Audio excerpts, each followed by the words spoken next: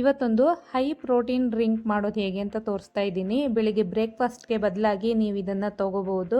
ಹಾಗೆ ಡಯಟ್ ಮಾಡುವವರಿಗಂತೂ ಇದು ತುಂಬಾನೇ ಒಳ್ಳೆಯ ಡ್ರಿಂಕ್ ಅಂತ ಹೇಳ್ಬೋದು. ಇದನ್ನು ಮಾಡೋದಕ್ಕೆ ಒಂದು ಪ್ಯಾನ್ಗೆ 1 ಕಪ್ ಆಗುವಷ್ಟು ಹೆಸರು ಕಾಳು ಹಾಗೆ 6-7 ಬಾದಾಮಿ ಹಾಕೊಂಡಿದ್ದೀನಿ. ಇದನ್ನ ಹಾಗೆ ಡ್ರೈ ರೋಸ್ಟ್ ಮಾಡ್ಕೋಬೇಕು. ಸ್ವಲ್ಪ ಗೋಲ್ಡನ್ ಕಲರ್ ಬರ್ತಾ ಇದ್ದ ಹಾಗೆ ಇದಕ್ಕೆ 2 ಟೇಬಲ್ ಸ್ಪೂನ್ ಆಗುವಷ್ಟು ಬಿಳಿ ಎಳ್ಳು ಹಾಗೆ 2 ಟೇಬಲ್ ಸ್ಪೂನ್ ಆಗುವಷ್ಟು ಫ್ಲಾಕ್ಸ್ ಸೀಡ್ಸ್ ಅನ್ನ ಹಾಕೊಳ್ತಾ ಇದ್ದೀನಿ. ಇದನ್ನು ಸಹ ಒಂದ್ಸಾರಿ ಚೆನ್ನಾಗಿ ಡ್ರೈ ರೋಸ್ಟ್ ಮಾಡ್ಕೋಬೇಕು. ಈ ಫ್ಲಾಕ್ಸ್ ಸೀಡ್ಸ್ ಅಲ್ಲಿ ಒಮೆಗಾ 3 ಫ್ಯಾಟಿ ಆಸಿಡ್ಸ್ ಇರೋದ್ರಿಂದ ಇದು ನಮ್ಮ ಹೃದಯಕ್ಕೆ ಹಾಗೆ ಮೆದುಳಿಗೆ ತುಂಬಾನೇ ಒಳ್ಳೆಯದು. ಇದ್ರ ಜೊತೆಗೆ ಬಿಳಿ ಎಳ್ಳು ಯೂಸ್ ಮಾಡಿರೋದ್ರಿಂದ ಇದು ನಮ್ಮ ಮೂಳೆಗೆ ತುಂಬಾನೇ ಒಳ್ಳೆಯದು. ಈ ರೀತಿ ಡ್ರೈ ರೋಸ್ಟ್ ಮಾಡಿದ ನಂತರ ನಾನು ಫ್ಲೇಮನ್ನು ಸ್ವಿಚ್ ಆಫ್ ಮಾಡಿದ್ದೀನಿ. ಇದಕ್ಕೆ ಸ್ವಲ್ಪ ತೆಂಗಿನಕಾಯಿ ತುರಿ ಹಾಕೊಂಡು ಆರೋದಕ್ಕೆ ಬಿಟ್ಟಿದ್ದೀನಿ. ನೋಡಿ, ಕಂಪ್ಲೀಟಾಗಿ ತಣ್ಣಗಾದ ನಂತರ ಅದನ್ನು ಮಿಕ್ಸಿ ಜಾರಿಗೆ ಹಾಕ್ಕೊಂಡು 1 ಕಪ್ ಆಗೋಷ್ಟು ಬೆಲ್ಲ ಸೇರಿಸ್ಕೊಂಡು ನೀರು ಸೇರಿಸ್ತಾ ಇಲ್ಲ, ಹಾಗೆಯೇ ಪೌಡರ್ ಮಾಡ್ಕೊಳ್ತಾ ಇದ್ದೀನಿ.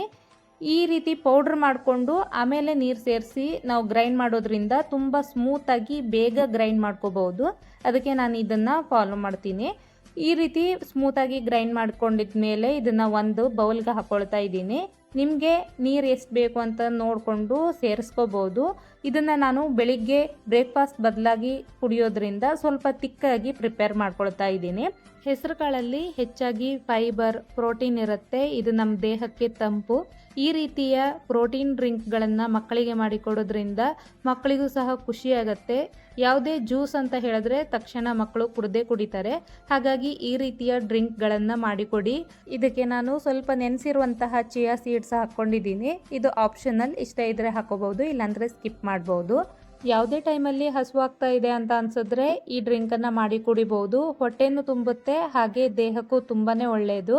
ಇದನ್ನು ಒಂದ್ಸಾರಿ ಟ್ರೈ ಮಾಡಿ ನೋಡಿ. ಹಾಗೆ ಈ ವಿಡಿಯೋ ಇಷ್ಟ ಆದರೆ ಲೈಕ್ ಮಾಡಿ. Thanks for watching.